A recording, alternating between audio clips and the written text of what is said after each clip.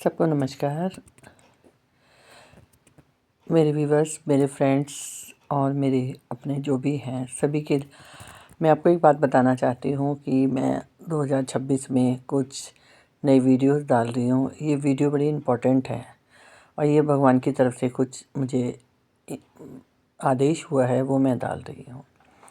और ये वीडियो मैं एक साथ नहीं डाल पाऊँगी, थोड़ा थोड़ा करके, क्योंकि ये अनुभव है और इसके लिए मैं बहुत काम भी कर रही हूँ।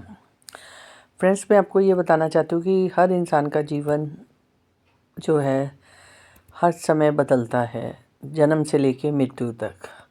और इसको हमारे ग्रंथों ने 4 भागों में बांट दिया है। बचपन में, वैवाहिक जीवन में, गृहस्थ में, फिर उसके बाद वानप्रस्थ में, फिर सन्यास में। ठीक है, तरह तरह से बांट दिया है। अब हर एक के जीवन का जो है अलग अलग पहलू होता है। किसी के माँ बाप के का तो सबसे पहले तो हमारा माँ बाप का ही रोल शुरू हो जाता है, जो हमारा बचपन से शुरू हो जाता है, जिसमें कि हमारे माँ बाप हमें पाल पोस के बड़ा करते हैं, हमें एक अच्छा इंसान बनाते हैं। लेकिन फ्रेंड्स, मैं यहाँ एक भी कहना चाहूँगी, कभी कभी वक्त उल्टा हो जाता है। किसी के पिता चले जाते हैं, किसी की माता चली जाती है, तो जीवन में बहुत बड़े बड़े परिवर्तन आ जाते हैं। और ये परिवर्तन ही जो है ये इंसान को अनुभव दे देते हैं कि कौन उनका अपना है, कौन उनका पराया है।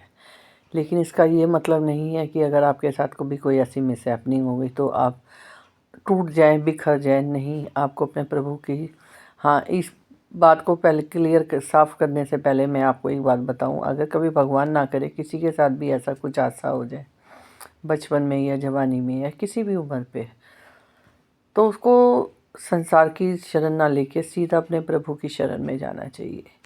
क्योंकि संसार जब आपका अपना कोई बिछड़ जाता है ना, तो वो उसका मजाक बनाते हैं, चाहे वो माँ बाप है। और इसके अलावा अगर लड़की की शादी हो गई, उसका पति चला गया, तो उसके ससुराल वाले उसका अभिमान तोड़ने की कोशिश करते हैं, उसके साथ दुर्व्यवहार करते हैं। और ऐसे ही अगर माँ बाप चले जाएं तो रिश्तेदार सब जो है दुश्मन हो जाते हैं आपके। कहने का तात्पर्य ये है कि कोई आपका अपना नहीं रहता। अगर आपका समय ख़राब आ गया, चाहे वो कहीं पर भी आए, माँ बाप के घर में आए, चाहे ससुराल में आए। लेकिन मैं ये कहना चाहती हूँ कि ये जो चीज़ है इसको हमें जो है समझना है।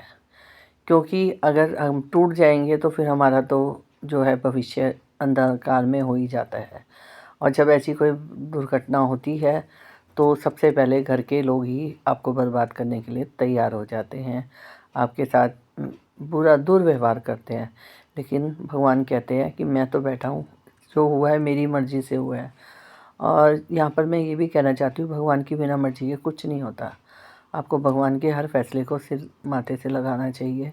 फूल भी उसके हैं, कांटे भी उसके हैं, तो आपको दोनों का ही संयम से उसका विकास करना है, अपने आप का विकास करना है, ना कि दुनिया की। अगर कोई आप पे ईंट पत्थर मारता है, आपको गाली देता है, तो आपको बिल्कुल कुछ नहीं कहना। ठीक है भाई, और क्या ले, वक्त ख़राब है, सुनेंगे, और भगवान की तरफ चले जाइए। भगवान कहते हैं मैं देख रहा हूँ, सब हिसाब करने वाला मैं हूँ। इसके साथ ही मैं अपनी वाणी को विराम कर देती हूँ और मैं आपको दूसरी वीडियो में भी कुछ बताऊँगी जो कि आप समझें।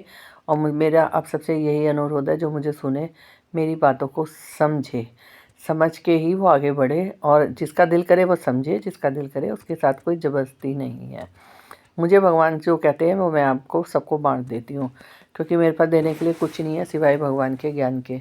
और अब जो मेरा जीवन है वो भगवान जी के लिए है, और भगवान जी के काम में मैं उलझी रहती हूँ। भगवान जी जो कहते हैं वो मैं कर देती हूँ। माँ भवानी की कृपा मेरे हिसाब में कहती हूँ सब पे बनी रहे। और आप अपने मन कर्म वचन से कभी किसी का बुरा ना करना, यही एक भगवान का सत्य है।